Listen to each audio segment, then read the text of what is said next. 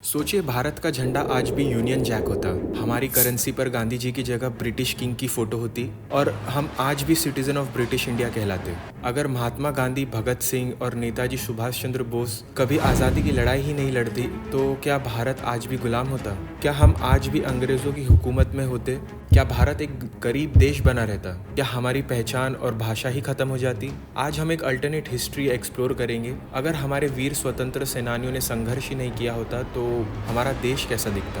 Brace your self, क्योंकि जो आज आप सुनने जा रहे हैं वो आपके होश उड़ा देगा। सबसे पहले ये समझिए कि ब्रिटिश कभी भी भारत को अपनी मर्जी से नहीं छोड़ते। 1757 में प्लासी युद्ध के बाद ब्रिटिश ईस्ट इंडिया कंपनी ने भारत को धीरे धीरे अपना गुलाम बना लिया। 1857 का विद्रोह हुआ, पहली आज़ादी की चिंगारी, लेकिन ब्रिटिश ताकत के आगे वो भी कमजोर पड़ गई। 1900 आते आते भारत ब्रिटिश अर्थव्यवस्था का आधार बन चुका था। भारत उस समय ब्रिटेन के लिए सबसे अमीर कॉलोनी थी। उनके व्यापार का 40% हिस्सा सिर्फ भारत से ही आता था। तो क्या होता अगर भारतीयों ने बगावत ही नहीं की होती? जवाब सीधा है, अंग्रेजों का शासन और भी मजबूत हो जाता। मतलब भारत हमेशा एक गुलाम देश ही बना रहता। क्या हम आज भी ब्रिटिश राज्य का हिस्सा होते? लोकतंत्र तो भूल ही जाइए। ब्रिटिश गवर्नर और उनके अधिकारी भारत पर राज करते। संविधान का होना भी एकदम नामुमकिन होता। सारे कानून ब्रिटिश पार्लियामेंट में ही बनते और चुनाव सिर्फ ब्रिटिश लोग राज सत्ता में होते। यानी भारत कभी भी एक आज़ाद गणराज्य नहीं बन पाता। आज भारत दुनिया की 5वीं सबसे बड़ी अर्थव्यवस्था है, लेकिन अगर आज़ादी की लड़ाई ही नहीं होती तो कोई इंडस्ट्रियल डेवलपमेंट नहीं होता।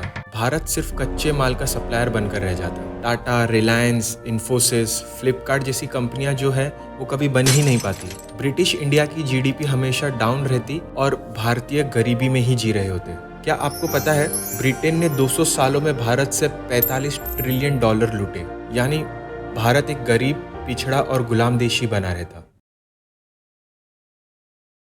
अगर आज़ादी की लड़ाई नहीं होती तो हमारी भाषाएं, परंपराएं और पहचान धीरे धीरे सब खत्म हो जाती। हिंदी, तमिल, बंगाली सभी भाषाओं की जगह सिर्फ अंग्रेजी होती। भारतीय त्योहार और परंपराओं को बैकवर्ड कहकर ख़त्म कर दिया जाता। इतिहास की किताबों में सिर्फ ब्रिटिश राज्यों की कहानियाँ होती। भगत सिंह और चंद्रशेखर आज़ाद का नाम तक नहीं होता कहीं। सोचिए अगर हमारी असली पहचान ही मिटा दी जाती तो हम क्या होते आज? भारत की आज़ादी सिर्फ भारत के लिए नहीं बल्कि पूरी दुनिया के लिए एक इंस्पिरेशन बनी। भारत के आज़ाद होने के बाद ही 50 से ज़्यादा देशों ने ब्रिटिश शासन के खिलाफ आवाज़ उठाई।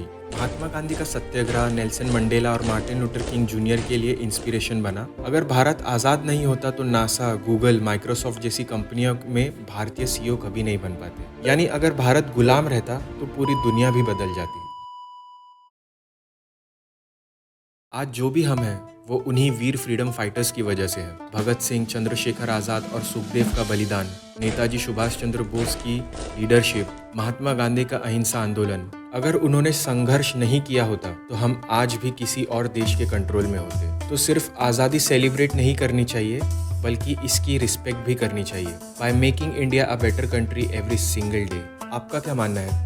क्या भारत बिना स्ट्रगल के कभी आज़ाद हो सकता था? कमेंट में ज़रूर बताएं। विचित्र वर्ष पर नए आए हो तो सब्सक्राइब करें और बेल आइकन को ज़रूर दबाएं ताकि ऐसे विचित्र वर्ष की वीडियोस के नोटिफिकेशन आपको मिलते रहें। जय हिंद और धन्यवाद। तब तक के लिए कीप थिंकिंग।